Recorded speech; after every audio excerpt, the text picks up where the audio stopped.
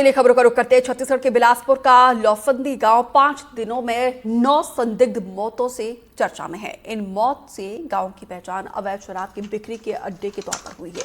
कहा जा रहा है कि अवैध शराब ग्रामीणों के लिए जानलेवा साबित हो रही है, लेकिन गांव में कुछ और भी ऐसा चल रहा है जो स्वरोजगार के लिए एक मिसाल भी है। देखिए ग्राउंड रिपोर्ट।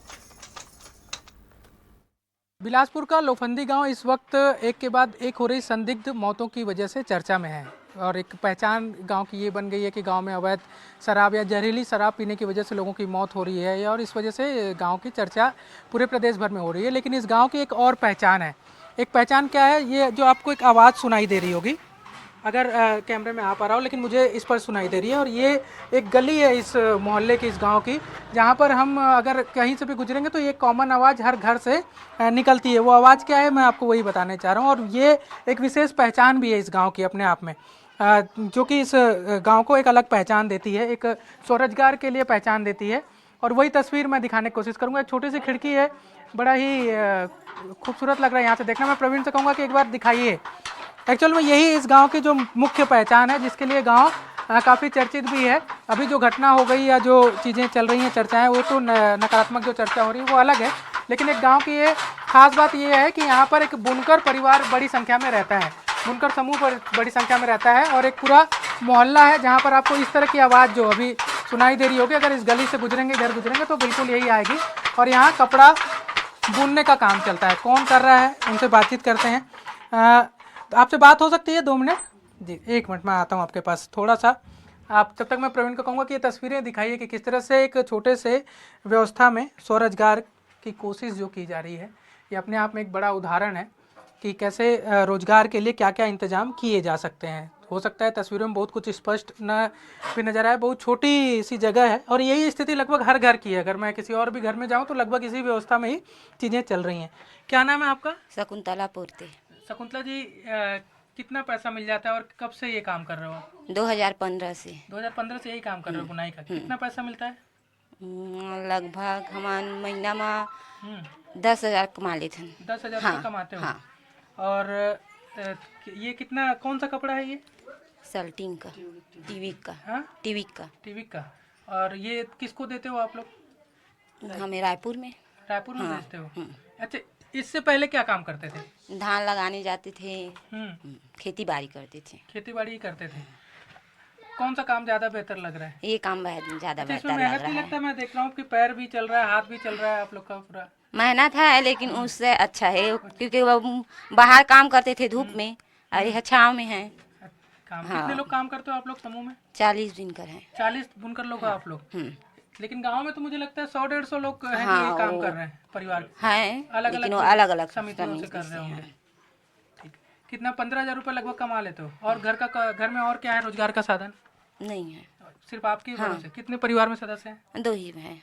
आप लोग 2 लोग हो? हाँ, 2 लोग हैं। और बच्चे नहीं है। नहीं है। और पति हैं आपके? हाँ। और उनका परिवार जो माता पिता या? नहीं है। तो घर का खर्चा पति क्या करते हैं? पति ड्राइवर है। अच्छा, ड्राइवर। तो आप दोनों लोग मतलब रोजगार कर रहे हैं। ठीक है, एक बार दिखाइएगा होता कैसे। मैं प्रवीण को कहूँगा कि हालांकि ये कोई बहुत नई चीज़ नहीं है जो आप देख रहे हैं, लेकिन एक गांव में एक पूरा वर्ग जो है वो इस काम में लगा हुआ है और इसमें उनको रोजगार के अवसर मिल रहे हैं। और भी लोग हैं जो इस काम से जुड़े हुए हैं, उनसे भी बातचीत हम करते हैं। तस्वीरें देख लीजिए।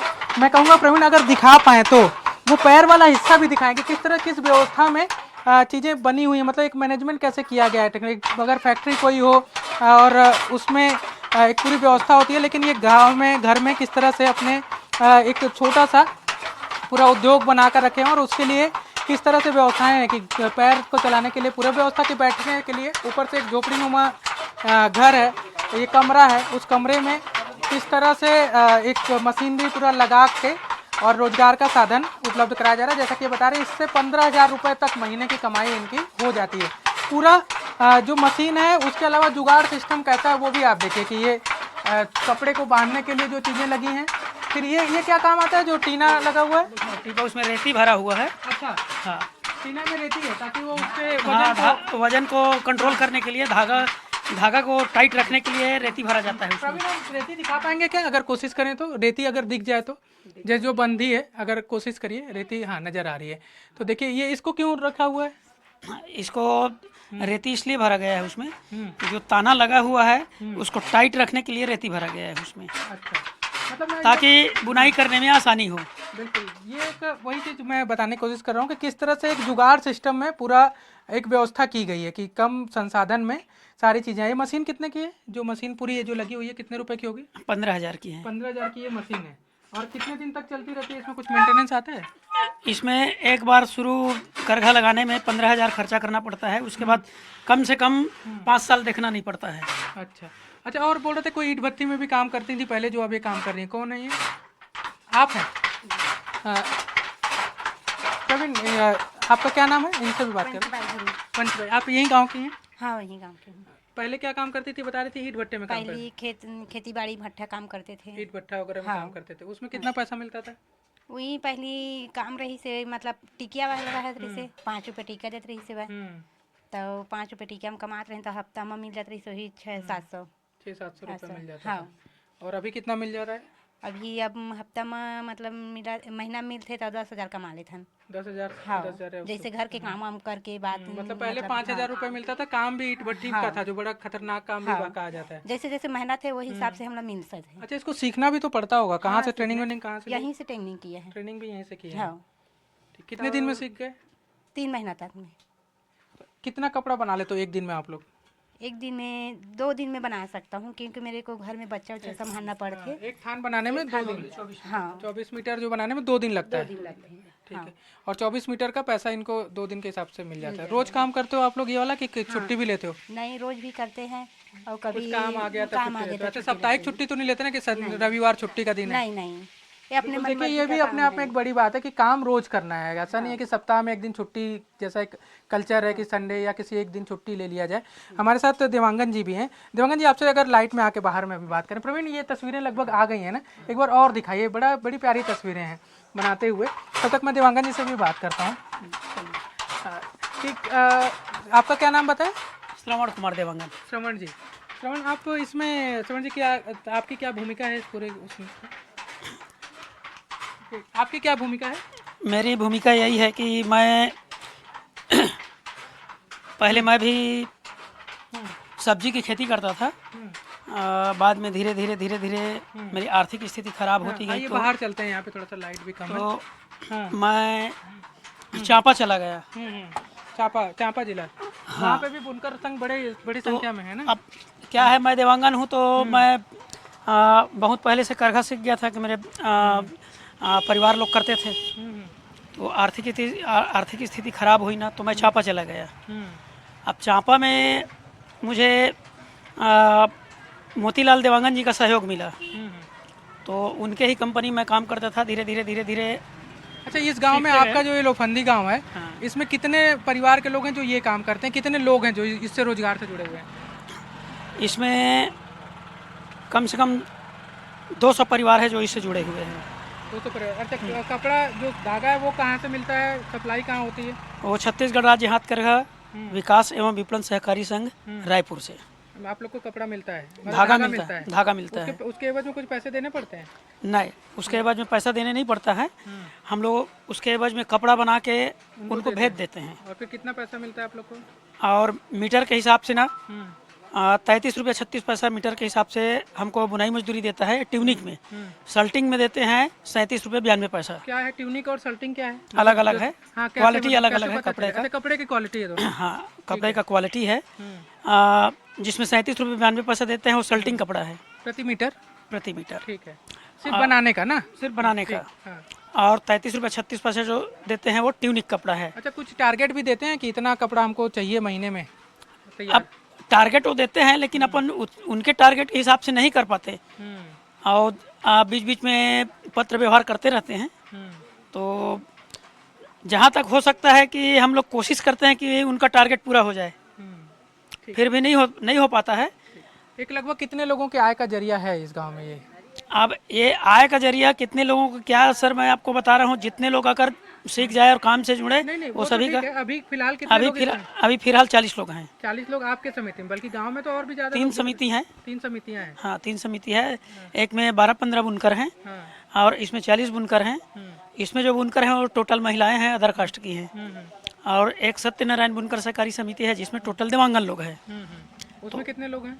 उसमें 55-60 लोग हैं उसमें। 60 लोग उसमें हैं। ठीक है। इस गांव के मोहल्ले में भी मैं गुजर रहा था तो यही आवाज़ आ रही थी मेरे को। हाँ, तो नहीं, क्या चीज़ की आवाज़ है? पूरा गुजर इस गांव में खाली हाथ करघा का ही काम चलता है। याद करगा का। हाँ, ये हाथ करघा का काम है। तो इससे हम जुड़े हैं, बल्कि मतलब प्रति व्यक्ति 10,000 रुपये तो कम से कम हाँ कमा लेता है। 10,000 महीना। कितना घंटा काम करना पड़ता है उसके लिए? और उसके लिए 6 से 7 घंटा 6 से लगता है। 7 घंटा। भले अलग अलग टाइम पे भी कर सकते हो, कोई जरूरी थोड़ी कि एक ही साथ बैठ के करना है। अलग अलग समय पर कर सकते हैं अगर। रात हो, हाँ, दिन हो रात हो, कोई बोलने वाला नहीं है। अच्छा, इसमें कोई ऐसा मशीन भी नहीं लगा है कि लाइट होनी जरूरी है या कोई ऐसा हाथ से ही करना है? हाथ से करना है। और ये क्या है, पावर लूम भी बनता है, पावर लूम में भी बनता है। लेकिन अपने यहाँ जो है ना, सरकार जो है मना करके रखी है कि हाथ करघा का काम जो है ना पावर लूम से नहीं कराएंगे, क्योंकि गरीब लोग मर जाएंगे। हाँ, गरीब लोगों के आय का जरिया है। हाँ, इसलिए गरीबों को पालना है, इसलिए अपन पावर लूम नहीं लगाते। पावर लूम नहीं लगाते, सबके लिए हाँ, पावर लूम का कपड़ा अपेक्ष मतलब कुल मिला के लोखंडी गांव में लगभग 200 लोग इस बेरोजगार से जुड़े हुए हैं। और इसमें 10,000 रुपये तो कम से कम कमा रहे हैं महीने का। तो ये भी एक बड़ी पहचान है इस गांव की कि लगभग जो है 200 लोगों को हाथकरघा के माध्यम से इस गांव में रोजगार के अवसर उपलब्ध हो रहे हैं। और इस गांव की एक अलग पहचान है। जब मैं गुजर रहा था गांव में, गलियों में गुजर रहा था एक दूसरी स्टोरी के लिए, तो मैंने देखा कि एक आवाज़ जो है बार बार, जिसका मैंने पहले जिक्र किया, वो आ रही थी। तो मुझे मेरे एक जिज्ञासा हुई कि आखिर ये क्या आवाज़ है। जब मैं घुसा देखा तो एक ही घर नहीं बल्कि कई सारे ऐसे घर हैं, पूरा एक मोहल्ला है जो इस तरह के काम में लगा हुआ है। तो लोफंदी गाँव की ये भी एक पहचान है। और ये पहचान इस बात की का संदेश भी है कि अगर आपके अंदर क्षमता है, कुछ कर गुजरने की इच्छा है, तो आपके लिए रोजगार के अवसर जो हैं, साधन हैं, वो उपलब्ध हैं। कैमरा साथी प्रवीण साहू के साथ नीलेश त्रिपाठी, एनडीटीवी। और अब आपको मिलवाते हैं बालाघाट की ड्रोन दीदी से, जो कि कहाका ड्रीवर गांव की रहने वाली है। संजू नकपुरे ड्रोन दीदी के नाम से मशहूर है। संजू को गणतंत्र दिवस के कार्यक्रम में विशेष अतिथि के तौर पर बुलाया गया था। संजू न सिर्फ बेहतरीन किसान है बल्कि महिला सशक्तिकरण की शानदार मिसाल है। संजू नकपुरे ने बताया कि पहले से वो खेती किसानी का काम करती थी, लेकिन साल 2017 में वो कृषि सखी बनी। इस दौरान खुद भी आधुनिक और जैविक खेती के बारे में सीखती रही और इसके लिए उन्होंने इंदौर और उत्तर प्रदेश में जाकर ट्रेनिंग ली। इसके साथ साथ अलग अलग जगह जाकर दूसरे किसानों को भी ट्रेनिंग दी। मेरे साथ अभी इस वक्त साथ में है ड्रोन दीदी, जिसे गांव वरन आसपास जिले में ड्रोन दीदी के नाम से जाना जाता है और जिन्हें 26 जनवरी गणतंत्र दिवस की परेड में सम्मानित किया गया। आइए उन्हीं से जानते हैं कि उन्हें सम्मानित क्यों किया गया और ये ड्रोन दीदी ने क्यों बोला जाता है। बताइए मैडम, सम्मान आपको किस चीज का मिला? जी, ड्रोन दीदी का मुझे सम्मान मिला। मैंने 2024 में जनवरी में इंदौर में ट्रेनिंग ली थी 5 दिवसीय ड्रोन दीदी की, नमो ड्रोन दीदी, और उससे मुझे प्रशिक्षण मिला था। उसमें मुझे ड्रोन प्राप्त हुआ और मैं अपने गांव में आकर ड्रोन का छिड़काव करती हूँ और कम समय में समय की बचत, पानी की बचत और दवाई की भी बचत होती है इसमें। और मैं अपने आसपास के इलाके में ड्रोन से छिड़काव किए और उससे अच्छा उत्पादन भी हुआ और मैंने अपने जैसे और दीदियों को भी ट्रेनिंग दिया ड्रोन का। यहाँ रुक रहे एक ब्रेक के लिए, लेकिन आगे देखिए जेईई मेंस ने किसने मारी बाजी।